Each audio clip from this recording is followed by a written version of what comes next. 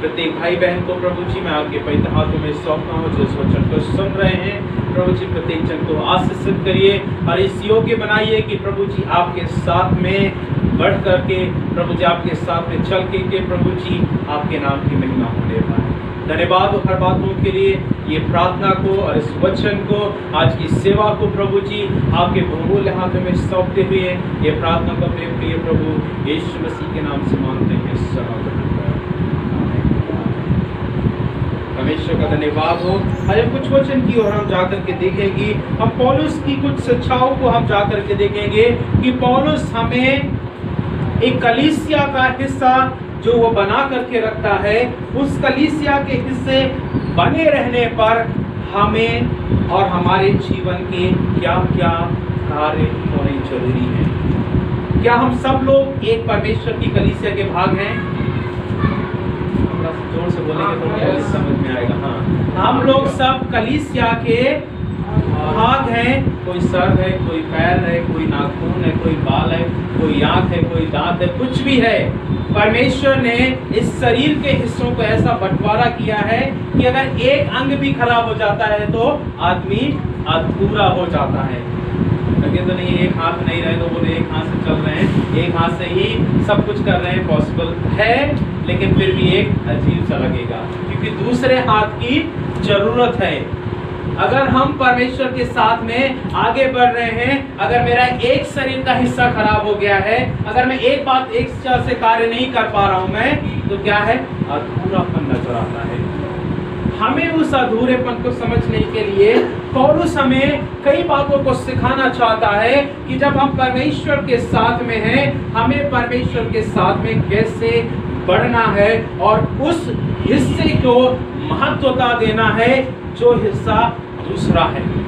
कई बार हम एक दूसरे को महत्व नहीं देते हैं। कई बार हम सोचना प्रारंभ कर देते हैं कि मैं तो अच्छा कार्य कर लेता हूँ, मैं ये तो अच्छा कार्य नहीं कर पाता, इसका हिस्सा मेरे पैर हैं तो मैं पैर से ही चल पाऊंगा, क्योंकि हाथ से चल नहीं पाऊंगा। तो अपनी इंपॉर्टेंस दे करके दूसरे की इंपॉर्टेंस हम नहीं देते हैं। लेकिन जहाँ पर पैर है वहाँ पर हाथ की जरूरत है, जहाँ पर हाथ है वहाँ पर पैर की भी जरूरत है। आजकल आप देखेंगे वीडियो में जा करके बहुत सारे लोग देखेंगे, किसी के पास हाथ नहीं है, पास नेकलेस हैं, उनके पास पैर नहीं है, हाथ नहीं है, उन्हीं प्रभु की सेवा करना है। या good family with 3 kids with beautiful wife. परमेश्वर ने उनके पूरे परिवार को बहुत अच्छी सेवा में रखा है। वेरी ब्लेस्ड बाय हियरिंग उसके, जब भी मैं उनके वचन को सुनता हूँ मैं इज अमेजिंग। वो परमेश्वर के अभिषेक से भरे हुए हैं। जब भी वो शेयर करते हैं, लोगों को एक काउंसलिंग करते हैं, एनकरेज करते हैं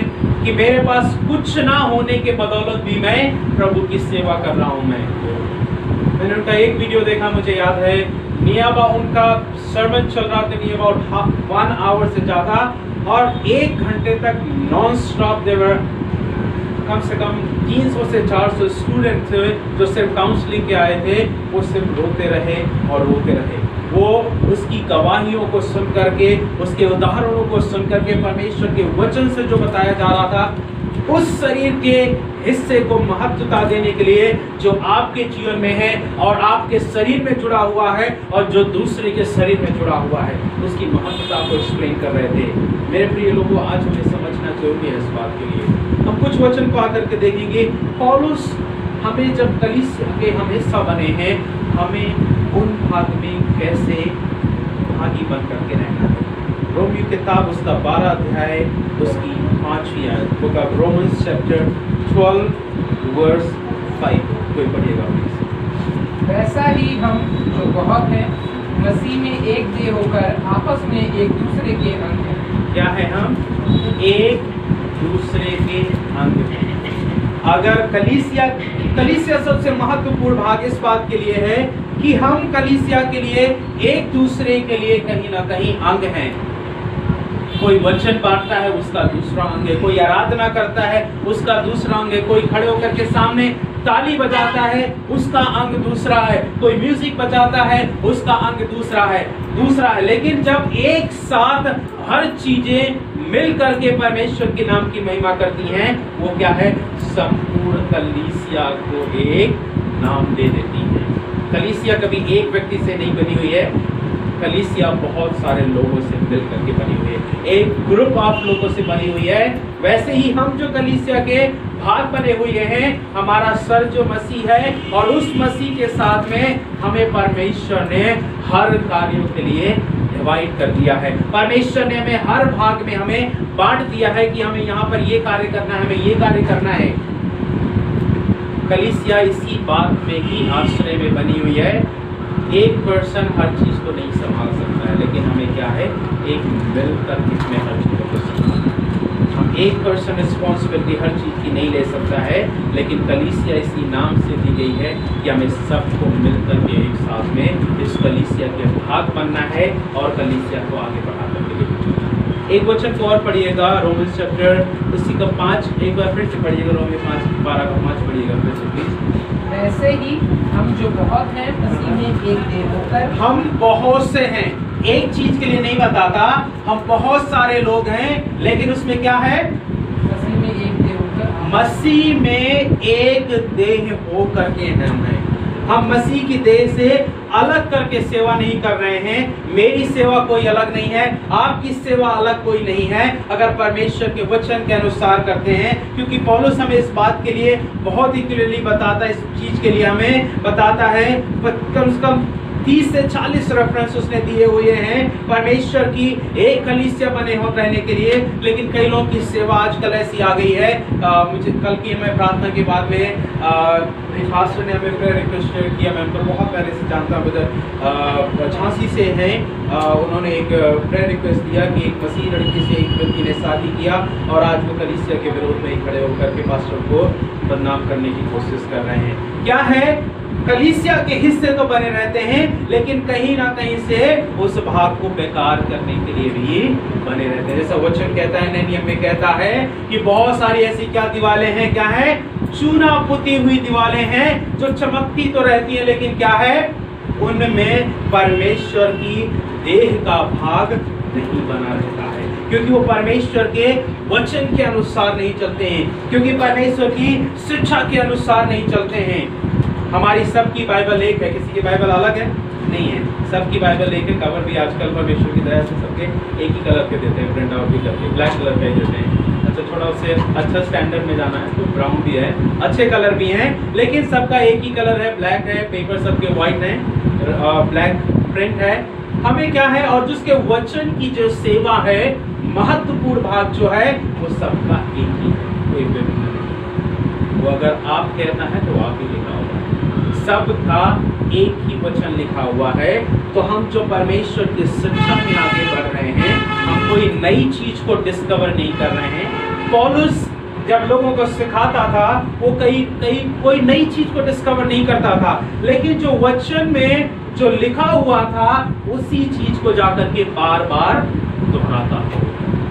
जो पत्री को लिख करके वो देता था लोगों को, वही पत्री को जाकर के बार बार दोहराता था। वो जानता था कि मैं इसको परिवर्तित नहीं कर सकता, क्योंकि परमेश्वर की रूह के द्वारा भरी गई है। मैं इसमें कोई मेरे दूसरे वर्ड नहीं ऐड हो सकते हैं। उसी परमेश्वर को हम मान करके चलते हैं कि जब हम परमेश्वर के साथ में हैं, परमेश्वर की सेवा में हैं, इस वचन में हम जब जुड़े हुए हैं, तो हम एक ही हिस्से को लेकर के एक साथ में परमेश्वर के वचन को हम लेकर के चलते हैं। अब मैं एक दूसरा कोई प्रचार करूं, दूसरा कोई तीसरा प्रचार करे, लेकिन वचन एक है, उसकी सही शिक्षा देना बहुत ही जरूरी है। उस शिक्षा को लोगों के सामने लेकर के जाना बहुत जरूरी है। मेरे प्रिय लोगों, मैंने बहुत ही प्रारंभ में एक चीज को बताया था, do not hang your thoughts on a Bible. अपने विचारों को परमेश्वर के वचन के साथ में ना लटकाएं। अपने बात को पूरा करने के लिए परमेश्वर के वचन को कहीं भी ढाल लेकर के ना खड़े हो जाएं। कई चीजें हैं जहां पर आपको खड़े होना है, जहां पर गलत चीजों को भी सिद्ध करने के लिए परमेश्वर का वचन नहीं बना हुआ है, लेकिन परमेश्वर का वचन बना हुआ है सत्य को सत्य की ढाल बन करके। जो सत्य है उसी की ढाल को लेकर के वो खड़ा रहना हमें इम्पोर्टेंट है। ये नहीं हमें कोई गलत शिक्षा दे रहा है तो हम गलत शिक्षा को लेकर के उसके साथ में हम खड़े हो जाएं, लेकिन हमें सत्य की शिक्षा को लेकर के खड़े रहना बहुत जरूरी है। अगर हम सत्य की शिक्षा को अगर हम लेकर खड़े हो रहे हैं, मतलब हम बाइबल से नहीं बात कर रहे हैं, हम बाइबल से नहीं बात कर रहे हैं। कई लोगों से मैं सुनता हूं, मैं उनसे पूछो कि परमेश्वर का वचन क्या कहता है, वो ये नहीं कहते परमेश्वर का वचन क्या कहता है, मेरा पास्टर ये कहता है। Pastor is not a Bible.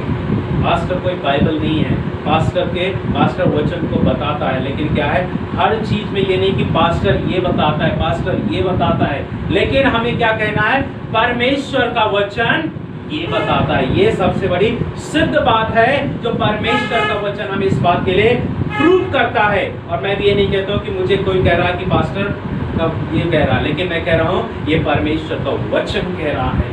हमें एक भाग बन करके और एक अंग बन करके हमें रहना बहुत जरूरी है। पौलुस तीन चीजों को डिटरमाइन करता है कि जब हम परमेश्वर के भाग बन करके बने हुए हैं, हमें कैसे परमेश्वर के सेवा में हमें एक फंक्शन बन करके चलना है।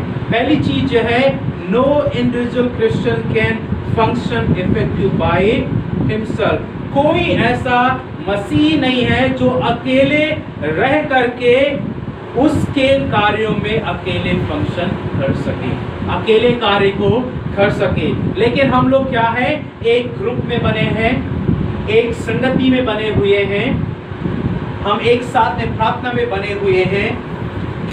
हमें उसके साथ में एक साथ में मिलकर के पढ़ना है, क्योंकि हम मसीह के क्या हैं, अंग बने हैं। 12 पढ़िएगा उसे।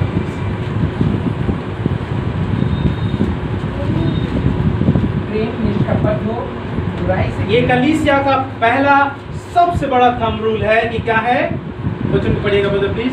प्रेम निष्कपट हो, प्रेम निष्कपट हो। दूसरी चीज क्या है?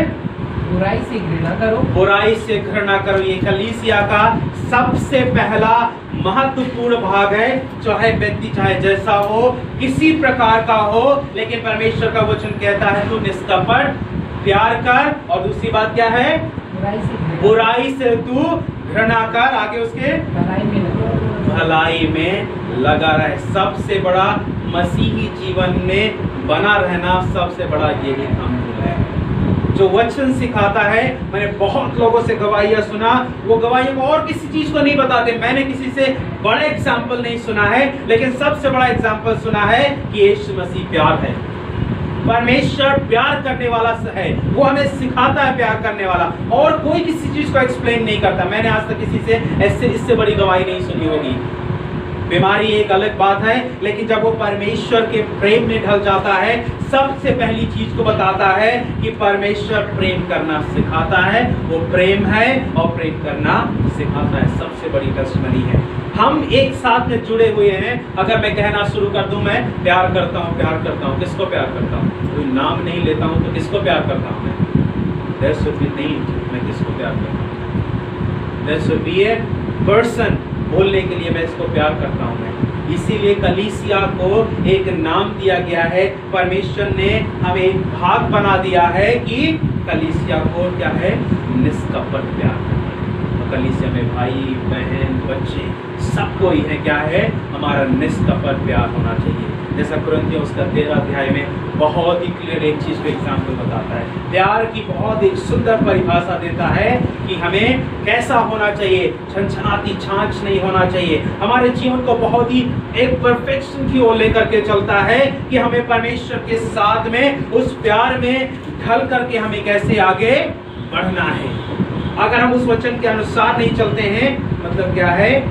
बाहर से तो पता हुआ अच्छा है, लेकिन अंदर जाकर के देखो छन छन छन सिर्फ बचता रहता, उसकी कोई महत्व नहीं है। मेरे प्रिय लोगों, ये हमें बहुत ही जानना है। 11 से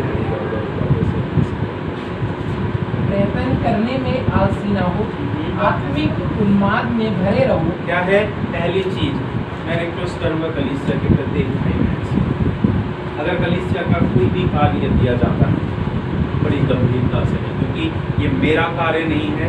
हम very responsible for the small thing. हम कलीसिया की एक हिस्सा है, ये हमारे लिए सीखने का अवसर है।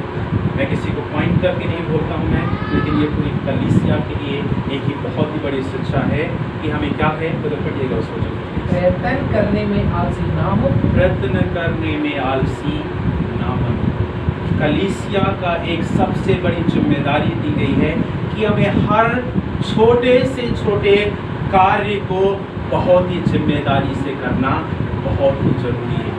प्रार्थना हो, आराधना हो, संगति हो, वचन हो, दूसरों से फेलोशिप करना हो, लोगों से मिलना हो, प्रार्थना में जाना हो, हमें उसके लिए आलसपन नहीं दिखाना। अगर आज हम परमेश्वर के कार्य के लिए आलसपन दिखा रहे हैं, मेरे प्रिय लोगों, थक करके साइड में बैठ जाने का, क्योंकि परमेश्वर का राज्य ऐसा है खाने पीने आनंद मनाने का नहीं है, लेकिन उसकी आत्मा में मगन रह करके करने का समय है। क्योंकि ये परमेश्वर का वचन हम देखिए 2000 साल पहले से एक ही बात को सुनते चले आ रहे हैं। परमेश्वर आ रहा है, परमेश्वर का पुत्र आ रहा है, वो अपने घोड़ों के साथ में आ रहा है, बादलों के साथ में आने वाला है, आग के साथ में आने वाला है। हम सुन के कई बार हो जाता है, थक भी जाते हैं, कब परमेश्वर आएगा।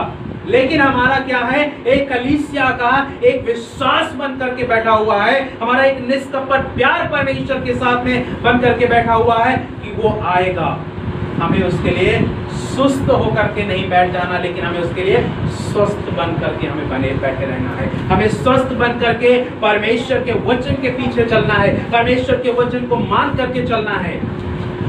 हमें आलसपन दिखा करके नहीं, क्योंकि अगर कुछ कर रहा हूं परमेश्वर के राज्य के लिए कर रहा हूं, अगर उस कलीसिया के अपने आप को हिस्सा मान करके आप भी चल रहे हैं, तब भी आप भी परमेश्वर के राज्य की तैयारी का एक हिस्सा बन करके चल रहे हैं। Hallelujah, hallelujah. वचन को पढ़िएगा, कंटिन्यू करिए। आत्मिक उन्माद में भरे रहो, प्रभु की सेवा करते क्या है यहाँ पर जो मैंने पहले ऑलरेडी डिस्क्राइब किया कि हमें परमेश्वर की सेवा करते रहना है, क्योंकि हमारा फंक्शन जो है, हमारा बिजनेस जो है वो एक जन का नहीं है, लेकिन पूरी कलीसिया का एक ही बिजनेस है, परमेश्वर की सेवा करना और उसके नाम को ऊंचा उठाना। हम एक चीज को और देखेंगे, no member of Christ body should feel he is a more important than other member of body. हमें क्या है, पहला कुरिन्थियों का 12 अध्याय 14 को बोलेगा, कोई भी मेंबर ऐसा ना हो कि क्या है, दूसरे से अपने आप को क्या है वो ज्यादा इंपॉर्टेंट देने लग जाए। लेकिन हमें क्या करना है, एक दूसरे को इंपॉर्टेंट देना है। क्योंकि अगर मैं यहाँ पर हूँ, मैं सोचता हूँ कि आराधना करना है, हाँ परमेश्वर के लिए और इस कलीसिया के लिए उसकी जरूरत है, ऐसा कीबोर्ड प्ले कर रहा है, मतलब कलीसिया को उसकी जरूरत है, उसका एक इम्पोर्टेंट पार्ट है मेरे से बढ़कर के। मैं क्योंकि परमेश्वर की सेवा में हूँ, आप परमेश्वर की सेवा में हैं, हमें एक दूसरे को इम्पोर्टेंस देना बहुत ही जरूरी है। कई बार हम दूसरे को बोलने लग जाते हैं कि नहीं, you are not greater than me, आप मुझसे बढ़कर के नहीं हो, मैं ही कलीसिया का सर, पैर, हाथ, पैर, नाक, सब कुछ मैं ही बना हुआ हूँ, मैं नहीं। लेकिन हम लोग सब लोग एक हिस्से के भाग बन करके, यहाँ पर एक लड़का खड़ा आराधना कर रहा है, वहाँ पर एक खड़े होकर आराधना कर रहा है, हम लोग उस जगह को पूरा कवर करके रखते हैं परमेश्वर के नाम की उसकी आराधना करने के लिए। पढ़िएगा ब्रदर। इसलिए कि देह में एक ही अंग नहीं परंतु बहुत से हैं, यदि पाँव कहे मैं हाथ नहीं, इसलिए देह का नहीं। Thank you. यहाँ पर क्या है, अंग तो बहुत सारे हैं, कितने लोग क्या बनना चाहते हैं, आई डोंट नो, क्या बनना, कोई हाथ बनना चाहेगा, पैर बनना चाहेगा, लेकिन मैं परमेश्वर से प्रार्थना करूँ, परमेश्वर मुझे पूरा सब कुछ बना के रख, परमेश्वर जहाँ पर भी मुझे जगह मिले, जहाँ पर तू मुझे सेवा के लिए इस्तेमाल करना था, झाड़ू, पोछा, वचन, प्रचार, जो भी करना चाहता है प्रभु जी, यू मेक मी वर्दी। जैसा पौलुस कहता है, लिखने वाला कहता है, I am a season out of season, I am ready to share the gospel. मैं समय या बिना समय के अनुसार भी मैं वह परमेश्वर की सेवा के लिए मैं तत्पर तैयार बैठा हूं। मैं वो कोई समय का इंतजार नहीं कर रहा है, वो किसी एक बारिश का समय आएगा तो जाकर के उसी समय ही मैं छाता लेकर के चलूंगा। आप साउथ में जाकर के देखें, बॉम्बे में जाकर के देखें, हर जगह पर मैं, जब मैं बॉम्बे में 3-4 साल तक था, हमेशा मेरे जेब में कभी भी बाहर निकलता था एक छोटा सा इतना सा प्लास्टिक होता था। और सोचेंगे उस प्लास्टिक का प्लास्टिक साहब क्या कर लेंगे, ओढ़ भी नहीं सकते हैं, कि वो प्लास्टिक होता था, फोन को डाल लेना है, पर्स को डाल लेना है, जो इम्पोर्टेंट पेपर है वो प्लास्टिक के अंदर डालना है, बैग में डाल लेना है, बाकी चीज के लिए कोई इम्पोर्टेंट नहीं होता था। लेकिन जो पॉकेट में है उसको सुरक्षित रखना बहुत ही जरूरी है। बॉम्बे में आप जाकर के देखें, सबके पास मोस्टली जो जॉब करने वाले हैं, जो काम को जाते हैं सुबह निकल के, सबके जेब में एक प्लास्टिक का पैकेट होगा जरूर, या उनके बैग में होगा। साउथ में जाकर के देखें, सबसे 2 चीज इंपॉर्टेंट होगी, एक न्यूज़पेपर और एक अम्ब्रेला।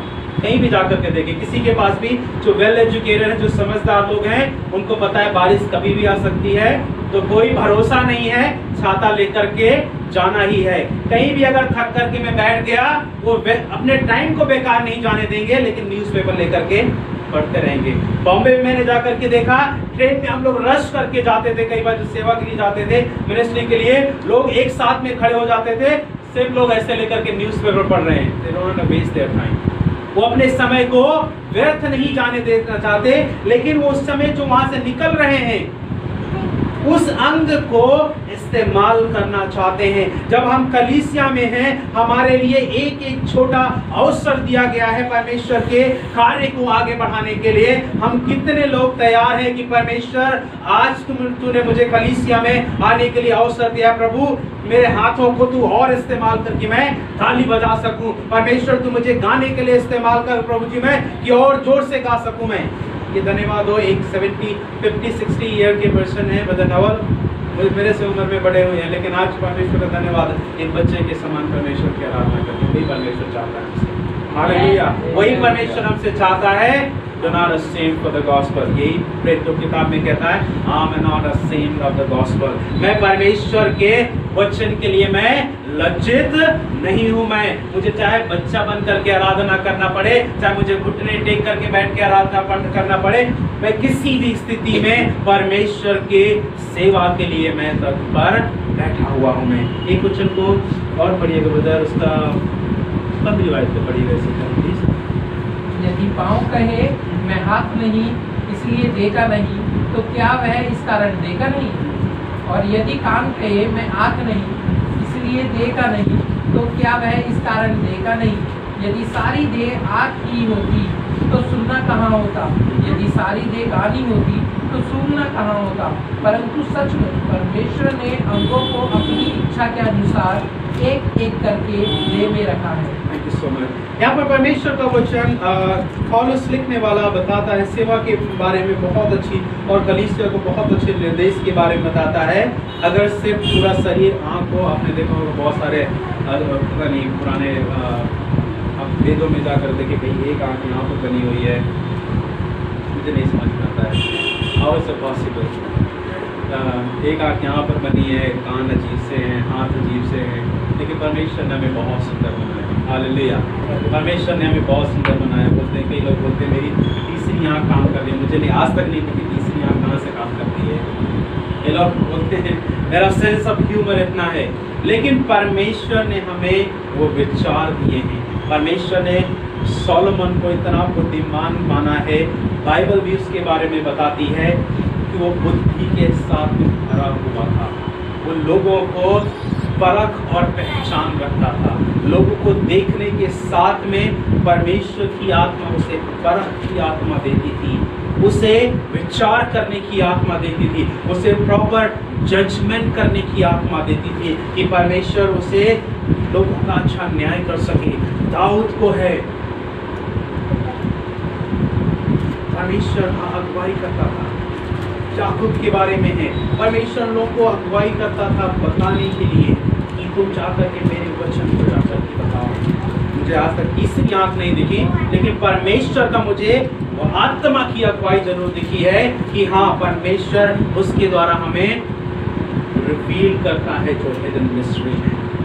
हमें इस बात के लिए बहुत ही जानना जरूरी है कि हम परमेश्वर ने हमें सिर्फ आँख ही नहीं बनाया है, लेकिन उसने हमें शरीर का हर एक भाग बना करके रखा है। मेरे प्रिय लोगों, मैं कलीसिया के प्रत्येक भाई बहन को मैं एनकरेज करना चाहूँगा, you not limited for one thing. एक चीज़ के लिए लिमिटेड ये ना बने रहें कि परमेश्वर ने मुझे सिर्फ आँख बना दिया है तो मैं सिर्फ दूसरे के ऊपर नजर लगाए रखूँगा, नहीं। या परमेश्वर ने मुझे सिर्फ कान बना दिया है तो मैं सिर्फ कलीसिया की सारी आवाज को सुनता रहूंगा।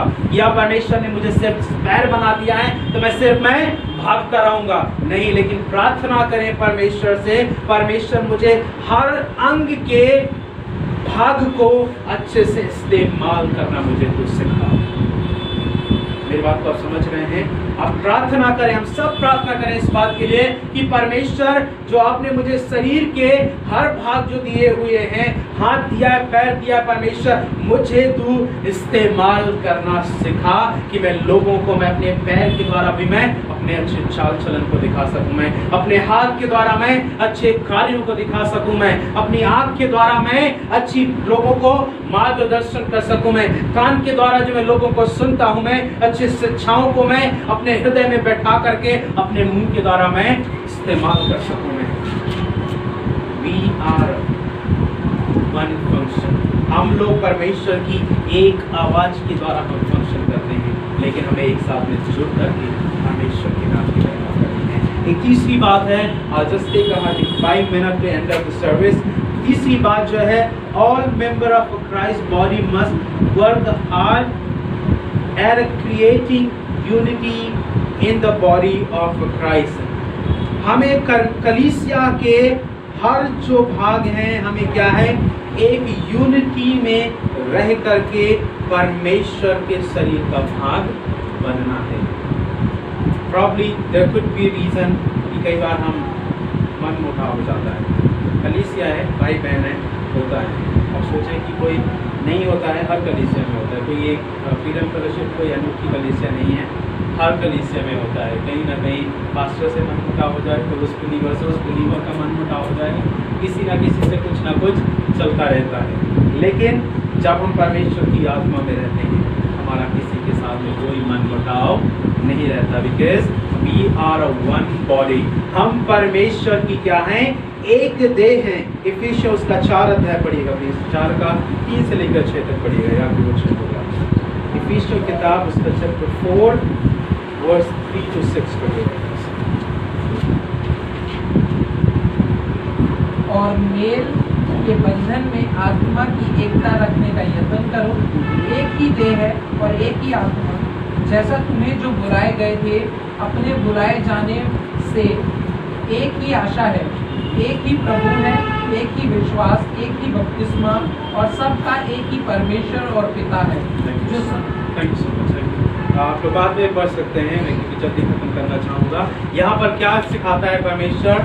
हर चीज का विकल्प एक ही निकालता है, एक ही बताता है। मैंने कई लोगों से सुना है, लोग जेरूसलम भी जाते हैं, एक बार बपतिस्मा पाने के बाद में जेरूसलम में जाकर के रिवर में फिर से बोलते हैं नहीं, यहाँ तो प्रभु यीशु मसीह ने बैप्टिज्म लिया हुआ है, मैं फिर से जाके डुबकी लगाना चाहूँगा, क्योंकि यीशु मसीह ने वहाँ पर बपतिस्मा लिया हुआ है। लेकिन परमेश्वर का वचन क्या कहता है?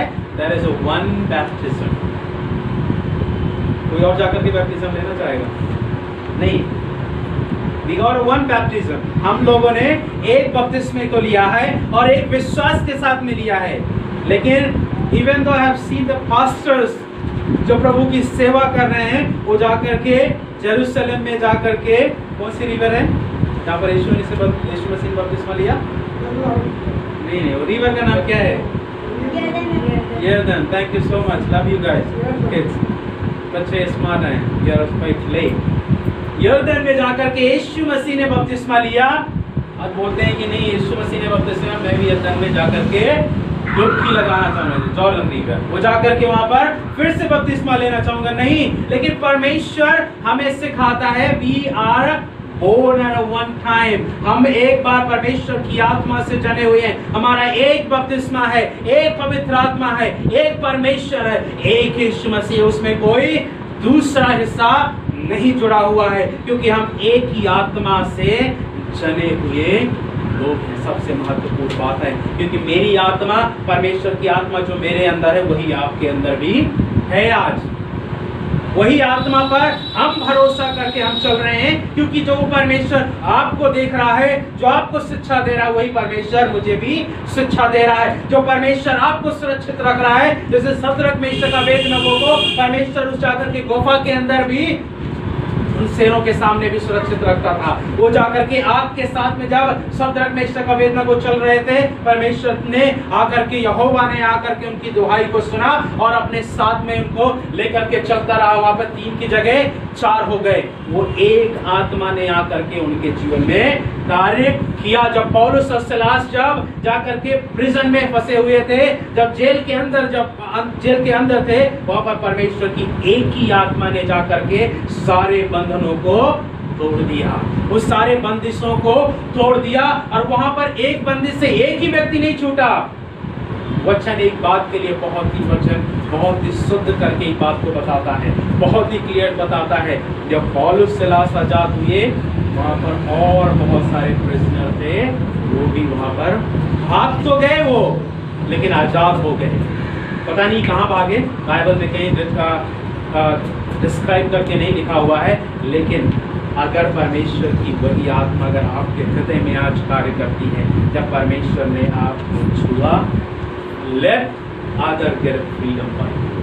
दूसरा व्यक्ति आपके द्वारा, जो परमेश्वर की आत्मा आपके अंदर आई, वहां से ब्लास्ट होना जरूरी है। अगर वो आकर के आत्मा अगर आपके अंदर आई और जाकर के सबमिट करके बैठ गई, तब काम नहीं किया। वो आत्मा आई, ब्लास्ट किया, और क्या वहां पर तहस नहस हो गया। शैतान के कार्य वहां पर तहस नहस हो गए। वहां पर परमेश्वर ने अपनी आत्मा को करना प्रारंभ कर दिया। वहां जो लोग बंधुआई में जब थे, जब आप प्रार्थना करते हैं, परमेश्वर की आत्मा में जब प्रार्थना करते हैं, वहां पर बंधुआई लोग क्या है, खुल जाने चाहिए।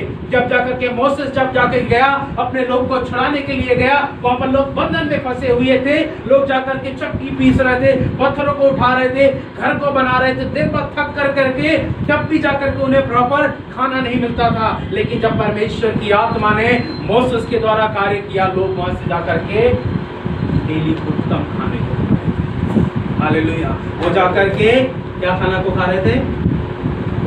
से बताए कि क्या खाने को खा रहे थे? अच्छा। क्या अच्छा खाना था वो? बाइबल क्या बताती है? जब मोसेस, सवाल पूछ रहा हूं, जब मोसेस लेकर के इस्राएलियों को लेकर के कहां पर जा रहा था? कहां पर जा रहा था? सब लोग यहीं पर है? नहीं, पहला सवाल पूछ रहा हूं, कहां पर मोसेस लेकर के जा रहा था? प्रॉमिस लैंड में लेकर के जा रहा था, उस वायदे के देश में लेकर के जा रहा था। परमेश्वर उनकी सुरक्षा कैसे करता था? मैं थोड़ा सा जानने वाला है। परमेश्वर उनकी सुरक्षा कैसे करता? दिन में बादल के समान और रात में अग्नि के समान, और सुबह उठते ही क्या खाना मिलता था उनको? मन्ना मिलता था। बहुत रोटी होती है, अखमीरी रोटी टाइप में होती है, जो उसको रात भर उसका बहुत बड़ा प्रोसीजर उसको बना करके रखते हैं। यहूदी परंपरा में सबसे बेहतर खाना होता था। उसमें क्या है? परमेश्वर जब उनकी सुधि लगता था, एक आत्मा बन करके उनके साथ में नियमित निवास करता था। आज हम उसी कलीसिया के भाग है, उसी परमेश्वर को मानने वाले हैं, जिसको मोसेस मानता था, जिसको पौलुस मानता था। अपनी सुरक्षा को परमेश्वर के साथ में बना करके चलता था। मेरे प्रिय लोगों, हम कलीसिया के एक भाग बन करके बैठे हुए हैं, तो हमें उसका अच्छा